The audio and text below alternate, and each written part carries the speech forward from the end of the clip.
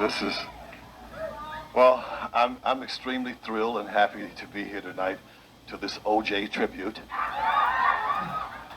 So glad so many white people came out.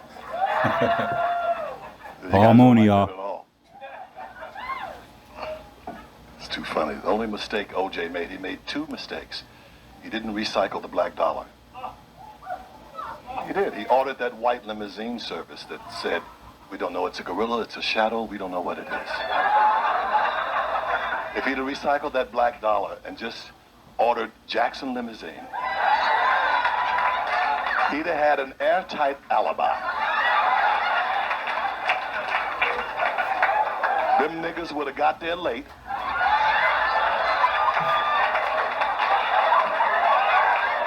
He'd have missed his plane. They'd have set up, played bid whist, drank up all the Hennessy, been talking shit all night. Come on, OJ, show us some more naked pictures of them white girls. But that was just a tease. I don't. Thank you. Those of you that can laugh and relate back there, thank you for freezing. The forest lawn back there just like this. That's why I love LA so much. That's why it's burnt twice. It is so racist. It is. This is little Mississippi. You motherfuckers is, but God's working on you. Everything's coming out. I love it. Anyway, it is. God is loose in LA, and they're used to the devil being loose. And there's a lot of surprises coming for a lot of folks. You house niggas better wake up. This is a whole... For real. Oh, it's so surprising. But that's not why we're here. I noticed when I was coming in, there was a lot of lies being told about the old days. Tim was up talking all that bullshit and mentioning Rocco. Rocco doesn't produce, you can't get a job. He doesn't do that anymore. So there was no need to try to run that little game. You have a career now, see? No, see, in those days, he didn't have one. Those were the, see, when you were talking, I was going, is this Tim Reed? Tim Reed Black? No, in those days, let's tell the real tea. There was no jobs, there was no career. And the Richard Pryor show, NBC, you have to remember that NBC, Richard's not off of NBC because of Richard Pryor. Richard's off of NBC because of Richard. Richard couldn't take that every day of television. NBC loved every fucking second of it. It gave them all life, Dick Ebersol and all that old bullshit. And his crazy Christian wife, we'll get into that later. But they we built them so good, we forgot how we built them. Because they didn't want white folks stealing from us. How you build a nigga? I forgot.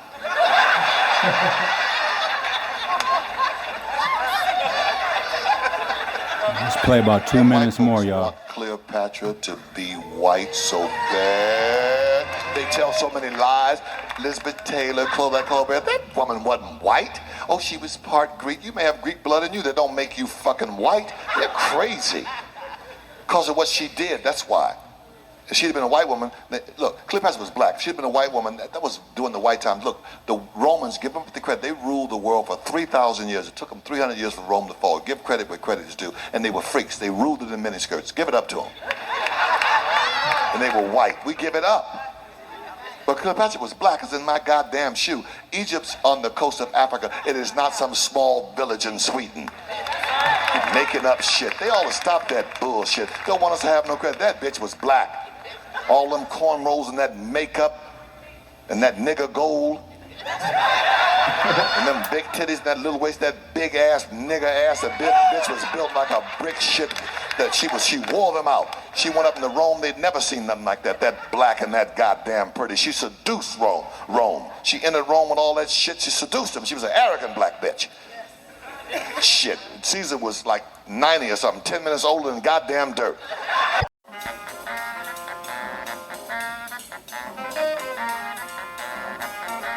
That's what it smells. Yeah. It's like when somebody puts a cigarette out and then puts it in that novel. Yeah, that in the elevator sometimes. Yeah, it does smell like that sometimes. I can never understand why people smoke weed and then get in the car and drive around. Or even drive around with that shit in their car. I can never understand that shit. Oh, I forgot the bread. Do it next time. Oh. you need some butter? Oh. Welcome home. Oh, there's a big ass dog up there. Okay. We can just go in that yard until they go by, and then we could maybe do the river walk again. Yeah. It's too early to be having a... Love them. Yep.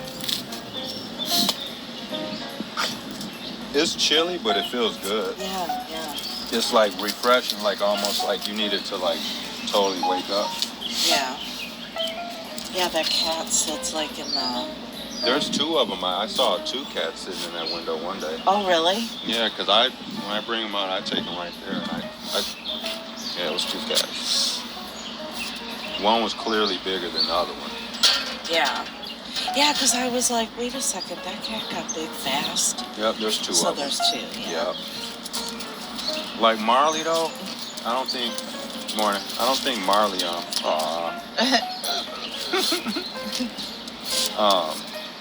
Marley would be good with a second cat. No. Oh, hold on, Charlie, just wait. Charlie, that's not your box. That's a pathetic bark, huh? Right, that is not intimidating at all. Not one bit. We got you, buddy. Come on, man. I think that dog was pretty chill, though. Mm-hmm. It looked... I mean, looks can be deceiving, but like dogs, you can kind of see it in their face. I feel like... Yeah, they give off because their emotions, like, they can't hide their emotions on their face. You can tell when a dog is upset, angry, sad, happy, excited. You're right over here, Charlie. This is your spot.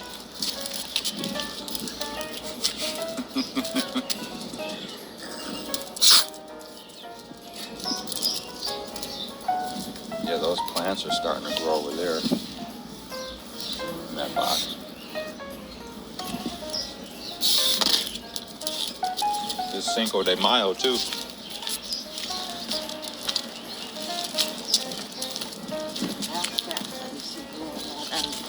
Uh-huh.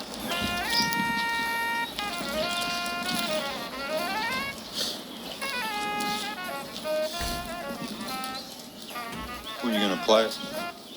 I put in Banchero and Franz Wagner. Franz. Yep.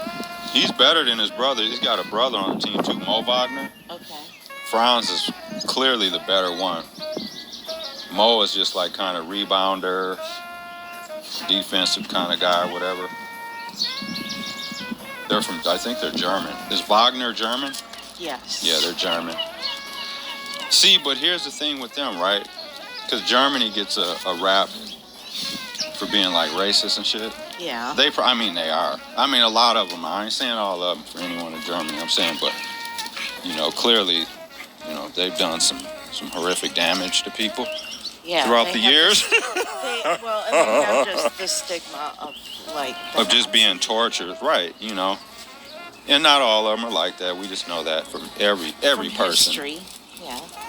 But, they were some terror, they did some terror shit. But anyways, my point with the Wagners, the brothers, them having been playing basketball a lot of their lives, they've been around black people. You know what I mean? And I don't know, I'm not saying I don't know if they're racist guys or not. I'm just saying, no, there's a good solid chance that they're not. Right. Just based off the fact that they've been around black people a lot of their lives playing basketball. Yeah. Being teammates. You know what I'm saying? Getting to learn. Because, when you're on a team with somebody, you eat together, you travel together. You know that bonding, and you're like teammate, all that stuff. You learn about each other and shit. So they're like, some of them stereotypes go away. Yeah. I'm saying within those individuals, not as a whole, but just, you know what I'm saying? Right. So like people like that, their outlook on black and brown people is different. It would be a little more positive. Right. I'm saying you would guess, just based off the fact that they're around each other a lot. Yeah. Because I'd be willing to say that's a safe bet to say in a lot of sports, with just, basketball, just athletics in general. Can you imagine if there wasn't sports? Because then there's black and white people getting to know each other more, learning about. Cause just man, like some of them down south schools, or it's like schools like Nebraska, Iowa, where there's not a lot of black people. If there wasn't black athletes at them schools, you know what I mean? Right. They wouldn't be knowing nothing about anything. You know what I mean? Right. But it would be tough to be a black athlete in like a school A like predominantly white school. Yeah, going like a school like Iowa or playing ball for like a South Dakota or some shit like that. Yeah. Or North Dakota. Because you're experiencing racism. If you go to go to one of them schools for them 4 years, you're getting called a nigger at least once. Yeah. I'd be willing to bet 9 out of 10 black kids or brown kids that go to a predominantly all white school in an all white area, you're going to experience some racism. No matter how big or small it is. Right. Well, no racism is small, but you know what I mean. Yes. You're gonna be able to have a story. For sure. When you come home from your college experience, you're gonna have some shitty stories to tell. That's just a fact. Cause you see it up here in the high schools. What was that, Arrowhead? They had some stuff, and then the what college was that? Was that Oshkosh or what college? Whitewater. Sorry, Oshkosh, Whitewater. Well, I'm not sorry. There's probably racism stuff too I could find. But yeah, Whitewater. They had the swastika and shit on the side of the building. Like, yeah, it's crazy. We're taking a nice little walk. Yeah, this is when we first moved in. This is how far I walked. You want to turn this way? Or wait, where do you want to keep going? Yeah. Okay. It seems okay. We're not walking fast. Yes, we don't. He needs a good... Take so much, Charlie. Before he starts. We could turn around with this pole. Yeah. Because there's a big dog up there. I don't know if they're going to turn this way and start. Yeah. Because I doubt they're going to keep going straight. Because if, those are two white ladies, they keep going straight, they're going to end up, you know what I'm saying, in what they would consider a bad neighborhood. Once you get to about King Drive, even, King Drive ain't no bad street, but some white people, they'll feel unsafe if they go over there. Yeah, when we first moved in, and it was still nice, and I could walk. I didn't even know this was over here. I thought it just kept going straight. Right here, we ain't on. Can we be over here? Okay. You know what I wanted to look up later? When I was watching the news this morning, right? Because they were talking, there was some more, some deadly car accidents, crashes and stuff, hit and runs. Yeah. And I was thinking to myself, you know what? I'd be willing to bet that I'm going to say 75% of all the crimes that's happening out here, no matter what it is, I think most of those people are already either on paper, have been to prison or jail, whether it's juvenile or, adults. Right. I think in some form or fashion they've been in trouble before. I don't think there's a lot of new people like that don't have records that are committing crimes. I say that's about 25% of people that are just doing shit for the first time. I think the majority of them are people that are, you know what I'm saying? Yeah. I truly believe that. That just haven't figured it out yet and just haven't stopped fucking up. Because it took me like 3 times before I stopped fucking up. I'd get out of prison, fuck up, get out, fuck up, reoffend, catch a new case. Well, why do you and that's think what people are doing. Just people haven't changed their way of thinking. And do you think it's because it's difficult to find a job? Well, there's all of that. Live? There's like all of that. those factors. Mm-hmm. And those And are real then you reasons, but that's what I'm saying, and that's why I was talking about why I think boot camp and shit is a really good thing, and people don't really talk about it a lot because on the outside world, people look at boot camp like they're in there grabbing people up and throwing you around and beating you up. They're not doing that shit in there. They can't do that. They can get in your face and, you know, all that. But I'm saying because you learn all the stuff, you ask a question like about jobs and like all that kind of stuff, all that matters. But if you have the discipline and your value system is different, you done change your way of thinking and all that, and you appreciate your freedom and all that, you're going to make better choices. Right. I was just going to say, like, the employment and housing issues are kind of secondary. If you they're a huge factor, like right. you said, but if you have a better mind frame, you're gonna, those things will work out. Right. You're going to know are. that and then be able to navigate around it. You know what I'm saying? Or like just mentally work hard to get around it. Right, yeah. because your attitude in general basically is going to be better. For it's going to sure. be more positive. So you'll be able to deal with that stuff emotionally because you changed the way you think about shit. Yeah. That's what I did. That's why I'm out here 11 plus years and haven't messed up. But that's what I was saying. They need to do more boot camp style stuff in there because you get all that. The discipline, the structure, the getting up in the morning, exercising every morning. I mean, they should almost require that. Instead of giving somebody of 15 years, just right, because prison's not productive. Because if you've had... No, you know you got a double murder or something. You're going to max. You got to do time. I was just going to say, like, it should be required for property offenses, non-violent offenses. Yep. And if some of them need to be longer, some of them could be 6 months long, some of them could be a year. Right. You know, depending on, you know what I'm saying? But instead, like, because then when you get out, you have a better fighting chance, you know, to make it. Right, because your attitude's straight. There it is. There it is. Yeah, I agree. There it fucking is. I mean, honestly, I kind of feel, well, I mean, if you murder somebody, you're not getting out for a long time, so whatever. But, I mean, they should have, like, I feel like prisons should be more of a boot camp structure in general. Yeah, instead of just laying around, not being productive in your brain. Like, you're stuck there for a while, yeah. Right. But, like, if you try to change somebody's mindset on how they look at life, so when they do get out, whether it be in 20 years or whatever, they're also in a better space. Exactly. That's it. And know how to navigate through life.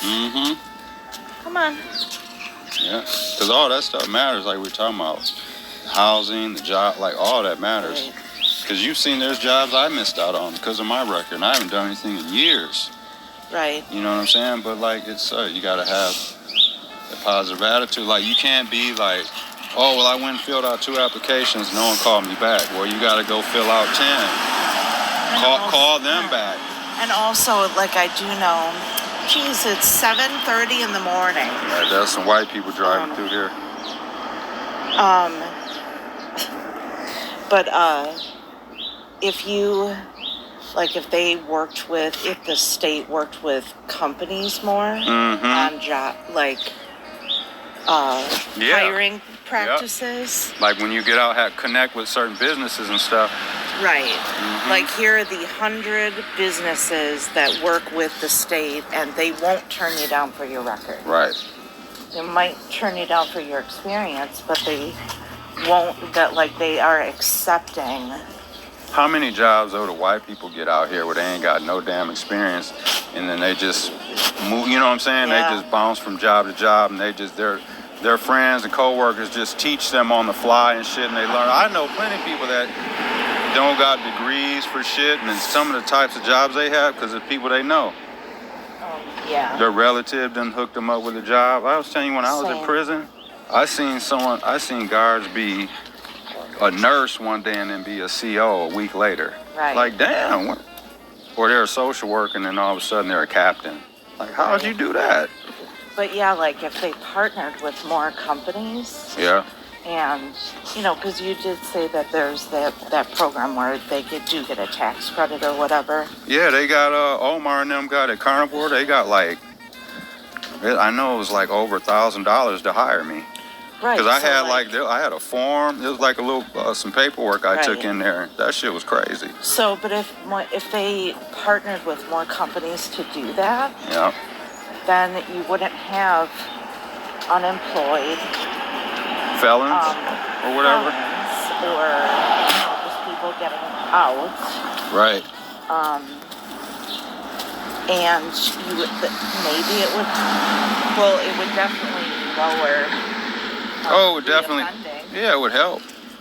Because if you have a paying job, you know, you're able to get somewhere to live. Yeah. You know, like working makes you feel good. Yeah, it does. You know, like sitting around and thinking about your circumstances, that's no good to anyone. No. So, wasn't this a nice walk? Yeah, it was. And it actually doesn't seem that long. It was a nice walk. And then he gets, you know, something instead of just on the river. I hate that he pees on people's plants and stuff. Right. So. They didn't ever come clear the scrubbage? Well, their truck was full. Oh, the truck's gone. No, it's there. How long has that car been sitting across the street? What car? That one right there. That shit must be stolen. That's why I didn't see that car sitting there for half the day. I feel like I saw that car. Unless there's a gas. Yeah, they might just. That might be like gas. I feel like I Come saw on, it. Charlie. Come on, you peed enough, man. Okay. That's it. He's stopping at every tree. He's peed about 5 times already. So, that's cool. It's for a while. Yep. Good job, Charlo. He's gonna shit as soon as we get in. Right from the walking. He starts shitting all over the place. No, I'm just No, Cinco de Mayo though. So you can see all the whites out here drinking and shit.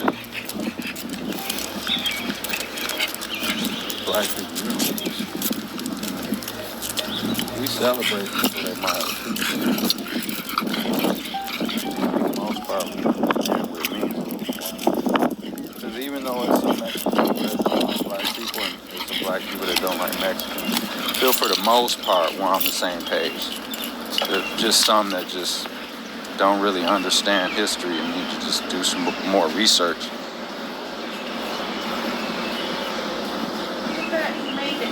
Because you know also too, it's a lot of Afro-Latino people out here, like even like entertainers and shit like that people don't even realize that they were mixed, you know what I'm saying?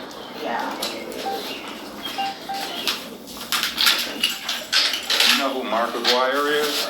Who? Mark Aguirre. Oh. He's a basketball player. He's from Chicago. He went to DePaul. He played for Dallas, Maverick. He played for a few other teams. But anyways, dude was black and Mexican. People don't even know that.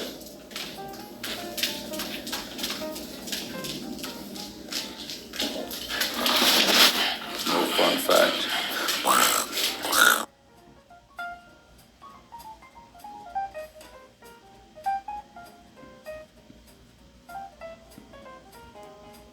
Happy Cinco de Mayo, y'all.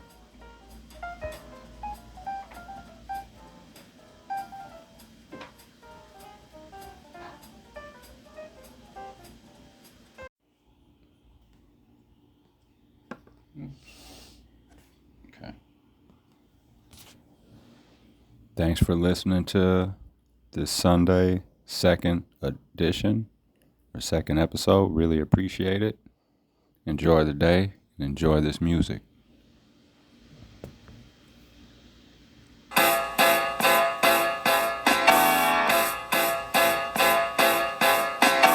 Cassette.